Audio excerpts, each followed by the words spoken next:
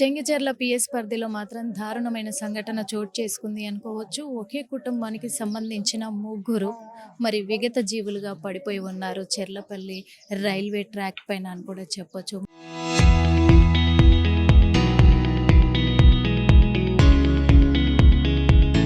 మరి రైల్వే డిపార్ట్మెంట్కి సంబంధించినటువంటి డిపార్ట్మెంట్ అంతా కూడా గమనించి మరి పోలీసులకు సమాచారం ఇవ్వడంతో ముగ్గురిని అలా చూసేసరికి అందరు కంగు తిన్న దృశ్యాలను కూడా చెప్పుకోవచ్చు. మరి ఇప్పుడు ప్రస్తుతం మనం ఇక్కడే ఉన్నాము. పోస్టుమార్టం పూర్తయిపోయింది. మళ్ళీ ఇక్కడికి చెంగిచెర్లకి తన నివాసం ఉంటున్న హరిత వీళ్ళ కాలనీకి తీసుకొని వచ్చారు. మరి ఇక్కడే ఉన్నాము.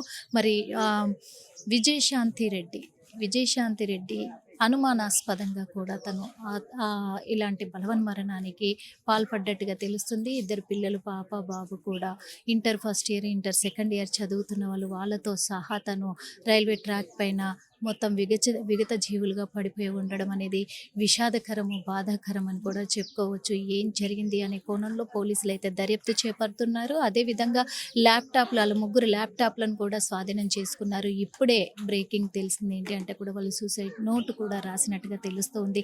ఆ సూసైడ్ నోట్లో ఏముంది అనే కోణంలో కూడా పోలీసులు ఇంకా వెల్లడించలేదు. కానీ ఏంటి అనే విషయానికి వస్తే మరి ఇక్కడ విజయశాంతి రెడ్డి మదర్ అక్కడే ఉన్నారు లోపల. మరి మాట్లాడించే ప్రయత్నం అయితే చేద్దాము. ఏం చెప్తారు ఏంటి అనే కోణంలో కూడా.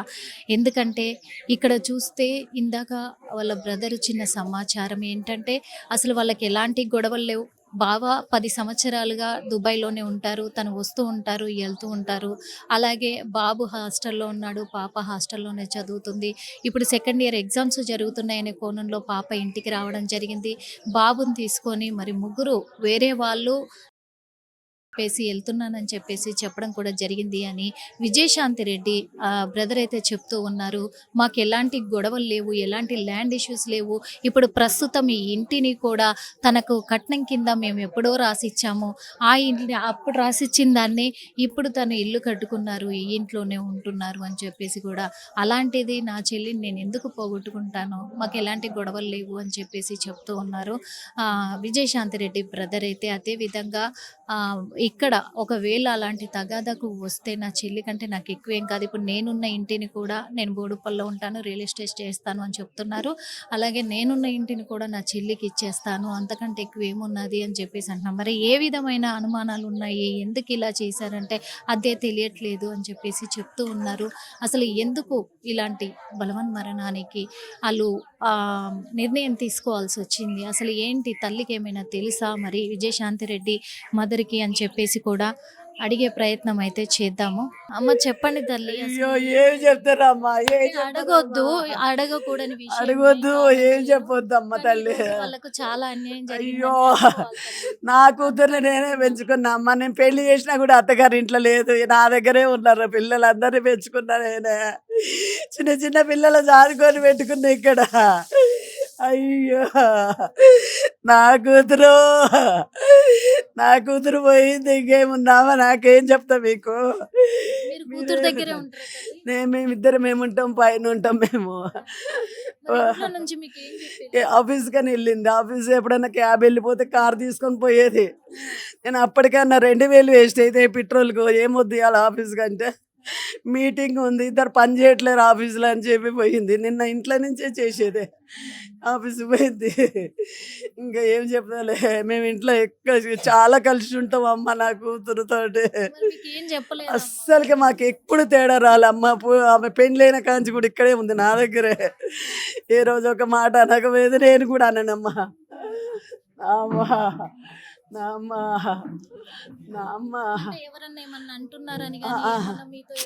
ఆమెను ఎవరేమన్నారమ్మా. ఆమె కిందనే 15 మంది పని చేస్తారు. ఆమె కిందనే టీమ్ లీడర్. ఆమె రియల్ పేజ్ ఆఫీసు హైటెక్ సిటీ దగ్గర ఉంటుంది. అల్లుడు కానీ బిడ్డ కానీ ఎప్పుడైనా గొడవలు పడడం పెట్టుకోరమ్మా. అది తెలియదమ్మ, నాకు అసలే తెలియదు. ఆమెకు ఆలోచన వస్తుందని కూడా పట్టణ చెరువు పోయి తీసుకొచ్చింది ఆ పిల్లను. పట్టణ చెరువు పోయి తీసుకొని వచ్చి ఇక్కడ. నేను ఇంకేం మాట్లాడతామ్మా మీతోటి. విజయశాంతి రెడ్డి మరిది మహేందర్ ఉన్నారు, మరి అడిగి తెలుసుకుందాం. అసలు భయ్య, మీ బ్రదర్ ఏం చేస్తాడు? అన్న యూఏలో ఉంటాడు, జాబ్ చేస్తాడు. అయితే మాకు నమ్మబుద్ధి అయితే లేదు. మా వదిన చాలా స్ట్రాంగ్, మంచి చదువుకుంది. 1 lakh రూపీస్ సాలరీ వస్తుంది మా వదినకి. మా అన్నయ్య 1.5 వస్తుంది. మంచిగా సెటిల్డ్, సొంత ఇల్లు ఉంది. వాళ్ళకి ఎలాంటి ప్రాబ్లం లేదు, అస్సలు లేదు ప్రాబ్లం. జీరో, మాకు తెలిసి జీరో ప్రాబ్లమ్స్. అసలు ఏ రకంగా వాళ్ళకి అసలు నమ్మడం కుదరదు. నెల్లూరులో ఉంటాడు మీ అన్న అని చెప్పి. లేదు మన యూఏలో ఉంటాడు, జాబ్ చేస్తున్నా, అక్కడ వస్తుండు అందవే ఉండు. ఓకే. అంటే ఇప్పుడు తను పిల్లలతో సహా తను ఇలా చేసుకోవడం జరిగింది కదా, మరి ఎక్కడ వీక్ అయిందంటారు? స్ట్రాంగ్ అని మీరు చెప్తున్నారు. అసలు అదే అది మిలియన్, అసలు మన నమ్మబుద్ధి కానీ విషయం అది. మా వదినకి చాలా స్ట్రాంగ్. మా వదిన చాలా మంచిది, చాలా అంటే చాలా మా ఇంట్లో ఫస్ట్ ఆమెనే. అందరు మంచిగా చూసుకునే, మంచిగా మాట్లాడేది, మంచిగా ఉండే మొత్తంతో. అసలు మేము నమ్మలేకపోతున్నాం. అంటే మేము ఉద్దేశపూర్వకంగానే నేను ఈ అఘాయిత్యానికి పాల్పడుతున్నాను, సూసైడ్ లెటర్ కూడా రాసినట్టు తెలుస్తుంది. అది అయితే ఎంక్వైరీ చేయాల్సిందే. అది నమ్మదు చక్కే కానీ విషయం అయితే. ఆమె చాలా స్ట్రాంగ్. ఆమె అందరిలాగా భయపడే రకం కాదు, చాలా స్ట్రాంగ్ ఆమె. ఎప్పుడు మాట్లాడారు మీ వదినతో? రీసెంట్ మేము మాడుతుంటాం మామూలు, కానీ ఇది నమ్మబుద్ధి కాదు, అసలు నమ్మబుద్ధి కాదు. ఆమె చాలా స్ట్రాంగ్. మరి ఎందుకు ఇద్దరు పిల్లలతో? ఇక అది తెలియదు ఇక అది మనం ఎంక్వైరీ తెలవాలి, కానీ అది ఇంపాసిబుల్. ఆమె చేసుకోదు. ఆమె అంత ధైర్యం, చాలా ధైర్యం కలదు, చాలా స్ట్రాంగ్. వస్తున్నారా మీ అన్న? వస్తున్నా అందవే వస్తున్నాను. చూసాం కదా, ఎందుకంటే మరి విజయశాంతి రెడ్డి తను సూసైడ్ లెటర్ కూడా తన కారులో దొరికినట్టుగా పోలీసులు అయితే గుర్తించారు. దాంట్లో కూడా ఇష్టపూర్వకంగానే నేను ఇలాంటి నిర్ణయం తీసుకున్నాను, ఎవరి బలవంతం మీద నేను తీసుకోలేదు, ఎవరి బలవంతం లేదు ఇందులో, ఎవరి సహకారం కూడా లేదు అని చెప్పేసి లెటర్లో రాసినట్టుగా మరి పోలీసులు చెప్తూ ఉన్నారు. కానీ తనకు ఏదైనా సమస్య ఉంది అని అంటే తను ఒక్కతే అఘాయిత్యం చేసుకోవడానికి నిర్ణయం తీసుకుంటుంది. కానీ ఇంటర్ చదువుతున్న పిల్లలు, చిన్న పిల్లలు కాదు, పెద్ద పిల్లలు, కానీ వాళ్ళను కూడా ఎలా ఒప్పించింది అనే కోణంలో అనుమానాలు అయితే వ్యక్తం అవుతున్నాయి. ఎందుకు తను ఇలాంటి నిర్ణయం తీసుకున్నారు? తన తల్లితో కలిసి ఇంట్లో ఉంటుంది, పిల్లలు హాస్టల్లో ఉన్నప్పటికీ కూడా మరి ఎక్కడ ఏం జరుగుంటుంది, ఎందుకు ఇలాంటి నిర్ణయం తీసుకుని ఉంటుంది?